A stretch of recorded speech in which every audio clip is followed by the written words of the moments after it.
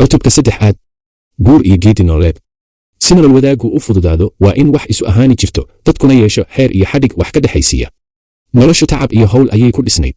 ma jirin qof bilaash wax ku helaa waayo haddii ay taasi dhacdo cidiba isma lurteen oo dhib uma maryo faydateen qofku inta uu geed iska seexdo ayuu wax aanu ku hawshoon cuni lahaa nolosha waxa ugu mudan ee ugu miisaanka weyni waxa uu ahaa guurka si aan gogoldhaaf iyo gacandhaaf u dhicin labada qof ee isguursanaya waxaa lagu xidhay in mid waliba kaalintiisa guur ka soo baxo waxaa marka horeba la dhex dhigay derbi adag iyo dayr sharci ah oo ay u hoggaansamaan dayrkaasi waxa uu ahaa xeerarkii iyo habdhaqankii bulshadu dhigatay ee ay dooratay in ay ku dhaqanto si aanay noloshu u dumin ama u dhaawacmin wiilka waxaa lagu xidhay geel tiro badan oo gabaati yarad iyo guri ku hadh saddexdaba leh gabadha waxaa lagu fidhay in ay guurka ka hor hanato guri iyo inta kaalin dumarku nolosha ku leeyahay oo dhan ku dhowaad 40 sannadood ayuu wiilku ku sugnaanayaa xaalad dayro la yidhaahdo oo uu hurdo haasaawe iyo gabadh araggeedba ka saahidayaa dhinaciisa iyo ciidda waxba uma dhexaynayaan jidhif ayaa fuulaysa waxa uu noqonayaa bir finiin ka hadhay oo waxa uu qaayibayaa oonka iyo haraadka waxa uu quudanayaa hal caanaheed labada xilli ee subaxdii iyo habeenkii wehelkiisu waa hasha iyo libaaxa oo ay hasha isku haystaan wakhtigiisu waa oodid aroor guluf iyo weerar geeldoon ah oo laga yaabo in lagu dilo ama uu wax ku dilo oo yaradkii iyo dhaqaalihii uu boodka 40 sannadood u raxanaaday jiho iyo xero kale loo ambaqaado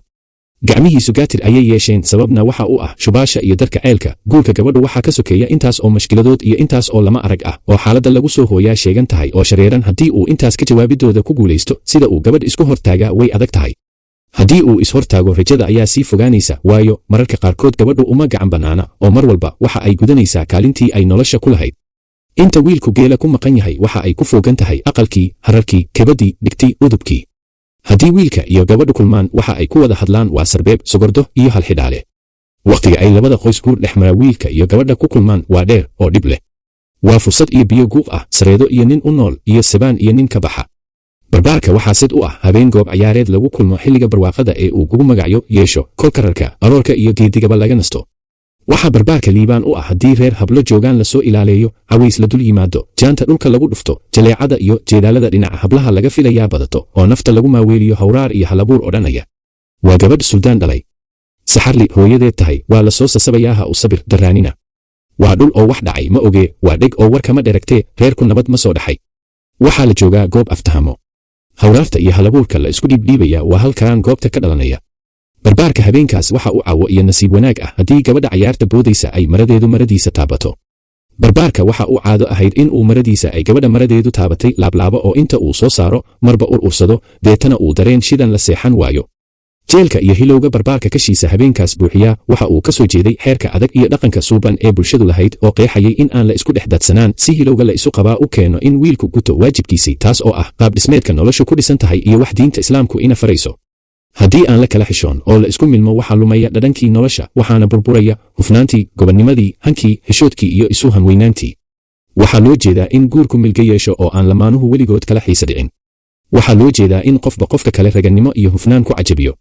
waxaa loo jeedaa in aan hunguri la isku guursan ee han iyo isku dhaadasho la isku guursado waxaa loo jeedaa in aanay iman foolxumo iyo fawaaxish dila karaamada dhaqanka iyo tacabka intaba in la isku dhex daadsanaada waxa ay luminaysaa ixtiraamka isku hanweynida wadajirka iyo hanaankii nolosha ku socotay waxa ay luminaysaa guud ahaanba dhadhankii iyo xiisihii nolosha balamada guurka waxaa astaan u ahayd biyogu iyo in xoolaha usha laga dhigo wadaantana tiir la sudho wiilka ama barbaarka hawooday waxa uu gacanta ku hayaa shuruudihii albaabada guurka ballaqayay yaradka waxaa xukuma gabadha warka laga hayaa waa maxay aabbaheed waa kuma hooyadeed waa tuma iyo taf ayeeyo ka day mar iyo laba ayuu isla taagay wuu ducadoceeyey waxaanu isugu daray sarbeeb iyo sogordho murti hanaansan oo duur xul ah ayuu xaggaas iyo xaggaasba ka dhigay mar kale intii waa ka soo dhowaaday oo harar qabyo ah oo ay samaynaysay ayuu dacal kaga fadhiistay mar kalena madaxa ayay darro malaas u marisay geelii gabadha laga bixin lahaa gacanta ayuu ku hayaa tolkuna talo ayuu ku leeyahay arrinta guurka waxaa gacanta ku hayaa labada qoys iyo gurdan raac geesta gabadha sahankii ay dirtay ayaa wiilka ka warbixiyey waxa ay gacanta ku haysaa wixii ay geela dhaafsanaysay soddon baaro saablay gingiman sarabo eegaagta iyo intii gacalku ku ladhi jiray degdeg ma jiro hawlo ayaa la galayaa hubsiinana way jirtaa inta aan la isgudagelin ayaa arrimaha la baaqbaaqaya oo la bilkeedayaa waxa dhacaya odoros awaaladay iyo bal in heshiiskii wax ka soo noqdaan